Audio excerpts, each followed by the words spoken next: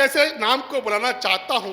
एक हाथरस से कवि आए हैं और इस मंच का सबसे महंगा सेट है, सबसे महंगा सेट है और सबसे बहुत मुश्किल से मिलने वाला कवि है। इस साल आपने बुला लिया है, उनके पेट में दर्द है, तो मैं अगले साल पता नहीं आ पाए ना आ पाए। नहीं, कहने का मतलब ये है कि इतने महंगे कवि हैं, क्या पता इनका बजट और बढ़ जाए। तो तालियां बजा दीजिए इनके लिए एक बार जोरदार। शूल जी की उपस्थिति हुई है। इन फूलों के बीच में मैं एक शूल को बुलाना चाहता हूं कि शौक नजर से रम लगता है। अब काम ठीक हो गया है। शौक नजर से रम लगता है, फागुन का मौसम लगता है। शौक नजर से रम लगता है, फागुन का मौसम लगता है। वैसे तो फुलझड़ी प्यार की, लेकिन चलता है तो बम लगता है। जोरदार तालियां आदरणीय शूल जी आए और अपनी कविताएं सुनाएं। देवेंद्र दीक्षित शूल जी। अगर आप लोगों की अनुमति हो तो भगवान भोलेनाथ पर कुछ 4 पंक्तियां पढ़ दूं। हे त्रिशूलधारी शिव त्रिपुरारी, हे त्रिशूलधारी शिव त्रिपुरारी, अपने त्रिशूल का अग्रभाग चीन की तरफ और पृष्ठभाग पाकिस्तान की ओर करके कैलाश पर खड़े हो जाओ। आजकल भाई मामला ऐसा ही चल रहा है।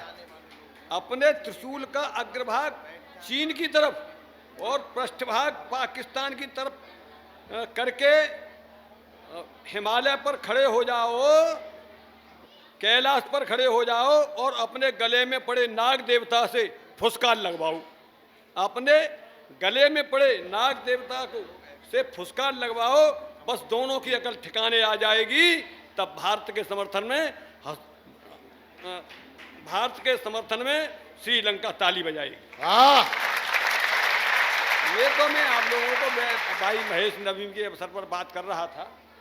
आइए अब मैं आप लोगों को कविता सुनाता हूँ और मैं जहाँ भी जाता हूँ भाई साहब सुनेंगे तो आपको आनंद आएगा। हमारे एक वकील साहब भी हैं, मैं भी पेशे से वकील हूँ। अच्छा। और वकीलों के बारे में भी बताऊंगा आप लोगों को। देखिए मेरा स्वास्थ्य खराब रहता है, तो फिर मुझे बताया था किसी ने कि आंवला जो है वो स्वास्थ्य वर्धक होता है। हाँ। इसलिए मैं आंवला आया हुआ हूँ। एक बार मेरे स्वास्थ्य के लिए ताली बजा दी। हाँ, पेट खराब था, आंवला आने पर ठीक हो गया। अच्छा, और एक बात और बताता हूँ आप लोगों को। हाँ। कि हम वकील हैं और हाँ। वकील साहब सुन लीजिए, जब भी जज साहब कोई जजमेंट लिखते हैं तो हमें लिखते हैं विद्वान अधिवक्ता। हाँ। किंतु हमारी पत्नी हमें मूर्ख कहती है। हाँ। हाँ। और हम उनकी बात मान लेते हैं क्योंकि वो माननीय है। अगर उनकी नहीं मानेंगे तो घर में फिर मामला ठीक था, शांति भंग हो जाएगी। तो इसलिए ये सब हम लोगों को करते रहना चाहिए।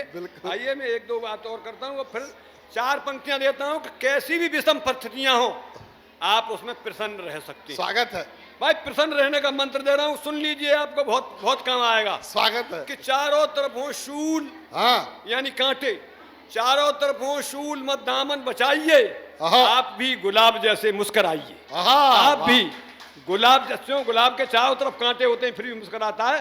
चारों तरफ हो शूल मत दामन बचाइए, आप भी गुलाब जैसे मुस्कुराइए, और कष्ट कितने भी हों लेकिन मुंह को मत लटकाइए। आइए हमारे साथ खिलखिलाइए, आइए हमारे साथ खिलखिलाइए, आइए। तो और एक बात और कहता हूँ, गुमसुम रहोगे तो रोग हो जाएगा।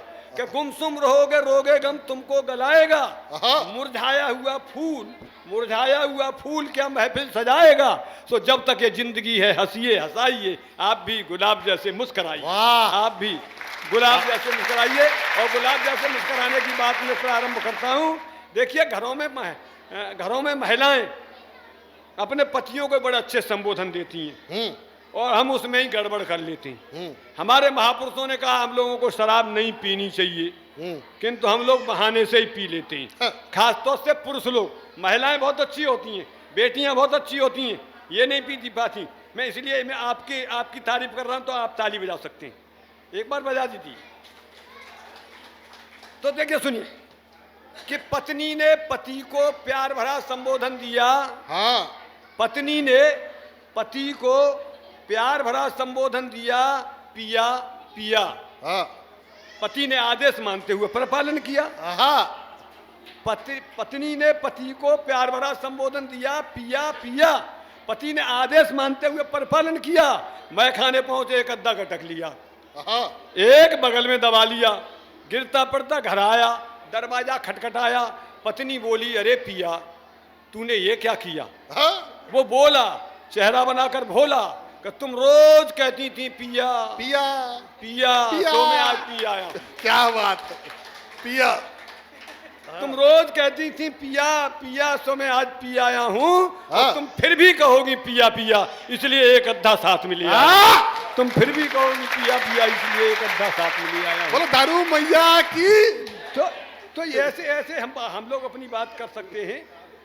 और देखिए, एक बात और कहता हूँ आप लोगों से, कि आप लोग कवियों की कविताएं सुनेंगे तो उनसे ज्ञानवर्धन होगा, और वो दिशा देती हैं।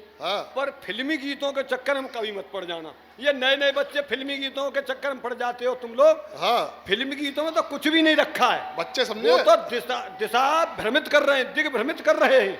अब देखिए, एक गीत आया कि तेरी चुनरी लहराई बरसात हो गई।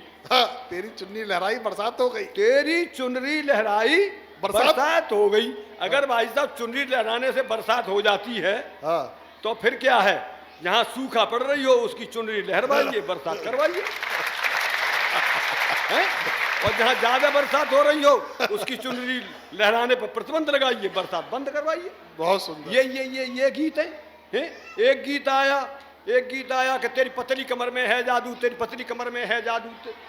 अगर पतली कमर में जादू होता है तो चींटा और झिंगुर की में तो महाजादू होता होगा। और फिर अपनी भी ठीक ठाक है। अरे भाई ताली बजा दीजिए, मेरी भी ठीक ठाक है। तो ये फिल्मी गीत है, कहीं ये फिल्मी गीत है। अच्छा, एक गीत आया भाई साहब, मैं पहले थोड़ी देर हंसा रहा हूँ आप लोगों को, हंसा रहा हूँ कि रे बाबा तुमसे मिलने को दिल करता है। रे बाबा तुमसे मिलने को दिल करता है। अब वो बाबाओं से मिलने जाने लगी। बाबाओं से बाबाओं से मिलने जाने लगी। उनका तो कुछ नहीं बिगड़ा, बाबा जेलम पड़े। आसाराम बाबा। एक युवती से कहा कि तुम्हारी आंखें बिल्कुल झील सी हैं, अच्छा, सुंदरता की कोई सानी नहीं। तुम्हारी आंखें बिल्कुल झील सी हैं, सुंदरता की कोई सानी नहीं है। और उत्तर में युवती ने कहा, और तुम्हारी आंखें बिल्कुल रेगिस्तान सी सूखी हैं, दो बूंद भी पानी नहीं है। दो बूंद भी पानी नहीं है, दो बूंद भी पानी नहीं है। क्या तो इस प्रकार की बात कर रहे हैं आप। अच्छा, और एक बात बताता हूँ आप लोगों को। यहाँ जितनी भी माँ बहनें बैठी हुई हैं सब ठीक ठाक हैं। हम बड़े बड़े महानगरों में जाते हैं तो ऐसी ऐसी मोटी महिलाएं देखने मिलती हैं, तब बड़ा डर लगता है कि कोई भूल चूक से भी गिर गई अगर अपने ऊपर तो भूसा बन जाएगा। तब मैं आप लोगों को कविता सुनाता हूं अर्धांगिनी शब्द पे। स्वागत है कि पहले जब पत्नियां अपने पति के आधे वजन की होती थीं, पहले जब पत्नियां अपने पति के आधे वजन की होती थीं तब वे अर्धांगिनी होती थीं, फिर समांगिनी हुई, अब दूनांगिनी हो गई हैं। अर्थात पति अर्धांगना हो गए हैं, पत्नियां दूनांगना हो गई हैं, और किसी के लिए हो अपने पतियों के लिए वीरांगना हो गई हैं, और किसी के लिए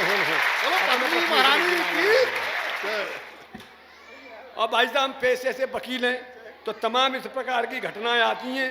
जब किसी पति का हो जाता है तो पता पड़ता है कि पत्नी का ही हाथ है।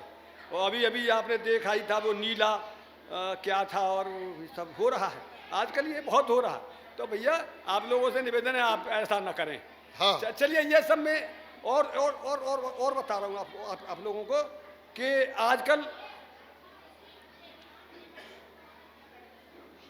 देखिए कुछ लोगों को शादी की बहुत जल्दी होती है। वो मैं कह रहा था कि जल्दीबाजी नहीं करनी चाहिए शादी में, जब तक अपने पैरों पर न खड़े हो जाएं।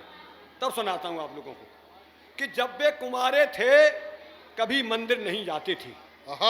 जब वे कुंवारे थे कभी मंदिर नहीं जाते थे।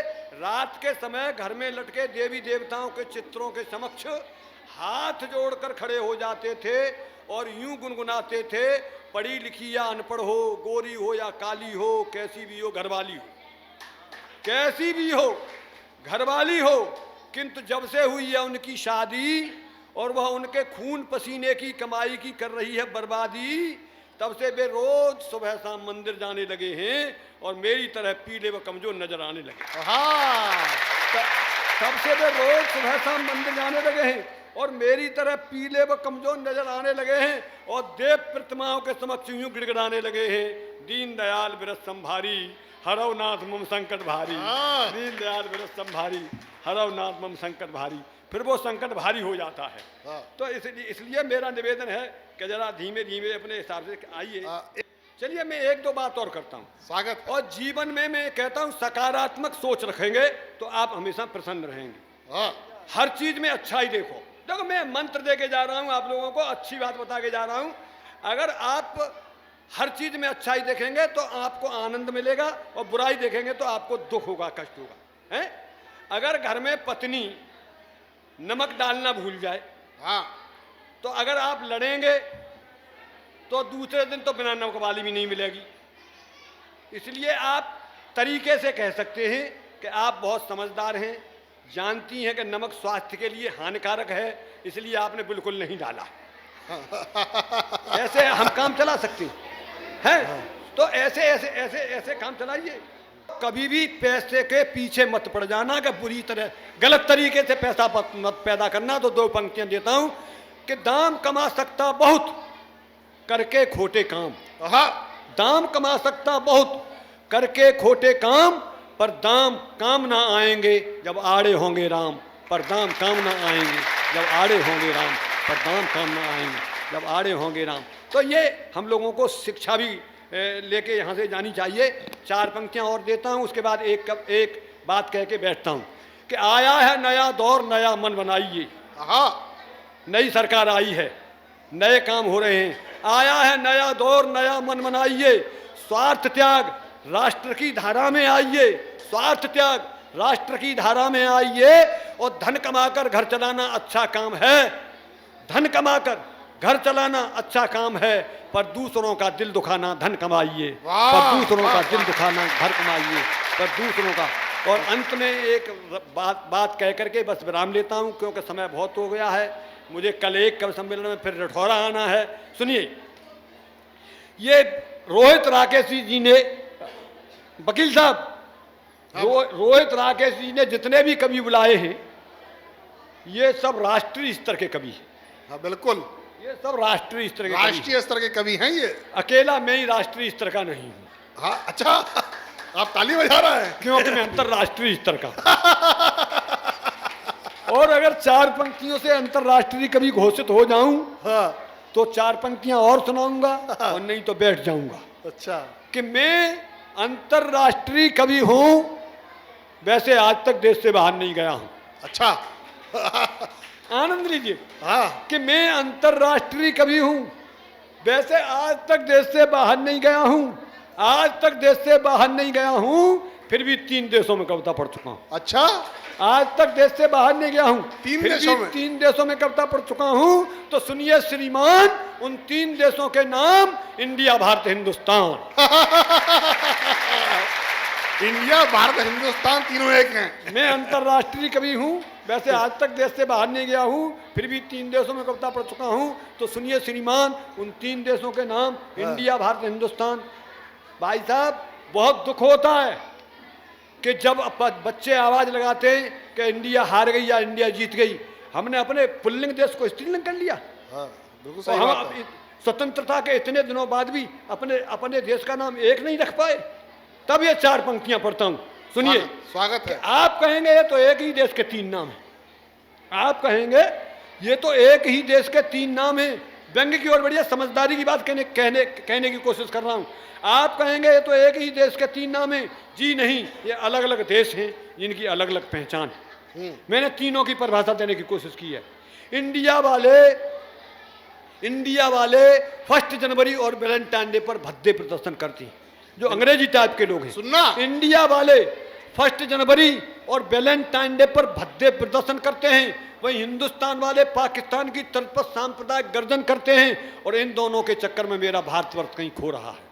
और इन दोनों के चक्कर में मेरा भारतवर्ष कहीं खो रहा है।